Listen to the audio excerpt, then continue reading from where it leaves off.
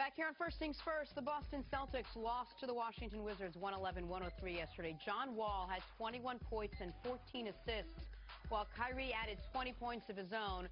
The Celtics have now lost 6 of their last 11 games. Yes, they've got a hard schedule in the month of December, Chris Mannix, but is it more than that? Here's Kyrie Irving on Boston's disappointing stretch. It hasn't been one of the best stretches for us, but we have a resilient group, and that right there is enough for us to continue to go on and make progress in the right direction and who we want to become. We're all still developing our relationships and our roles, and obviously when we went 16 in a row, it was all great, and then now we have all this going on, and it's part of the game, and you can't change your approach or change anything about the way you approach it, and everything will be fine. It's interesting listening to Kyrie there. Usually the media makes more of it than the players, but he seemed to really shine a light on this, and you almost want to say, dude, you've lost 6 of 11. It's not the end of the world. You had a blazing start to the season. It's going to be okay. Should the Celtics be worried after this recent stretch? Well, I mean, if they truly believed that they could make the NBA Finals, then yeah, they should be worried. Because what are we now seeing? Celtics are right now 3rd or 4th best team in the East. Like a team that I don't think we've mentioned on the show, Toronto, just out here beating folks. They've played more road games than anybody in the league, and they still have right now the best record in the East, 3rd best point differential in the league. So Toronto is differentiating themselves. We know the Cavs are going to be there in the end. And then there's teams like Washington, Boston, Milwaukee that are going to fight for, I would argue, that 3rd spot in the East. Like, this shouldn't come as a shock to people that Boston would deal with some of these growing pains the moment Gordon Hayward went down. I understand they had an amazing stretch of basketball. But the reality is the Celtics, 15 times this year. Well, let me back up one. Going into last night, 14 times this year, they'd been down games at least 11 points. Somehow they had won half of those games. They were 7-7. That is, to use one of Cece's favorite words, not sustainable. What we were calling this Kyrie, Brad Stevens, 4th quarter magic, yet some of it is great coaching, some of it's clutch play, and some of it's good luck. Is Brad Stevens still the 2nd best coach, Nick, in your... Absolutely. Oh, the Popovich? No question about it. No question about it. You have less confidence in the Celtics, but the same amount of confidence in him. I think Brad Stevens, the stuff, we don't have to have a long Brad Stevens discussion. I think Brad Stevens, he gets the most out of his guys. But right now they are who they are, which is a team that if Al Horford's not playing great, you are relying on one guy in Kyrie Irving or one rookie in Jason Tatum to provide your offense.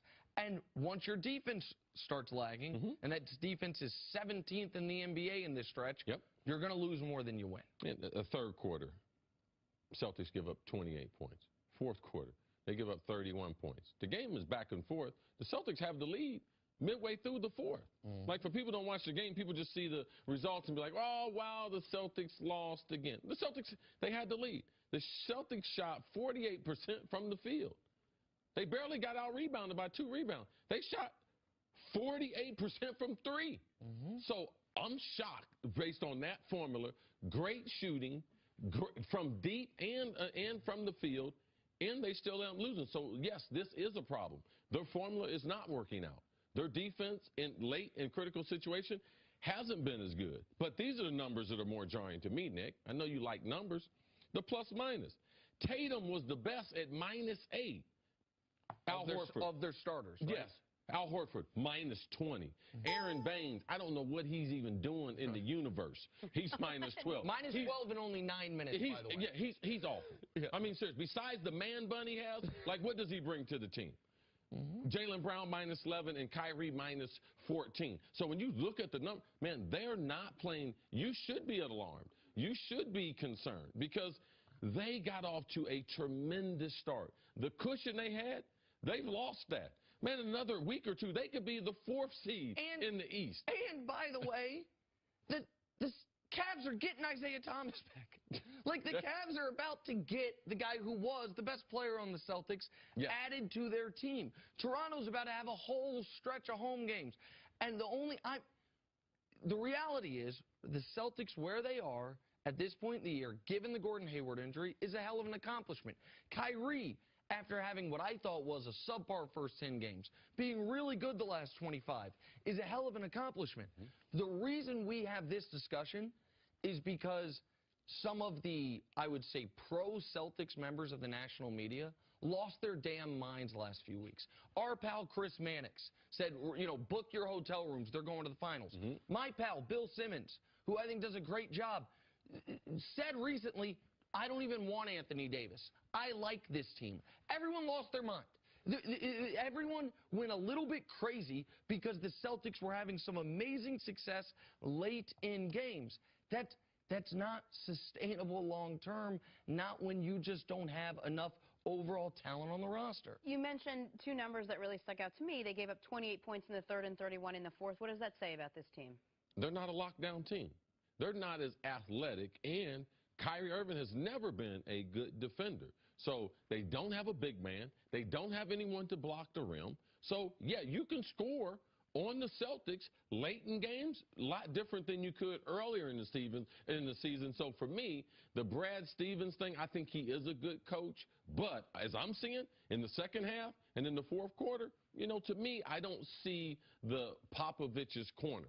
All right, I don't see them making adjustments with their current talent. So when they can't get stops, there's going to be a problem because offensively, we know they're going to be somewhat limited. And the Celtics being the best defensive team in the league, as they were the first couple months of the year, was always bizarre because they traded away Avery Bradley.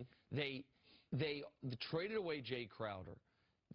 Marcus Smart's their only rotation guy who you know is a lockdown defender. Jaylen Brown can be. Yeah, but when you're defender. playing that many young players, when you're playing Jason Tatum, you're playing that, you're like, wait, they're playing a bunch of young guys, Aaron Baines, Kyrie Irving, like we know Horford's a good. Why was the defense so good? It was amazing continuity defending as a unit.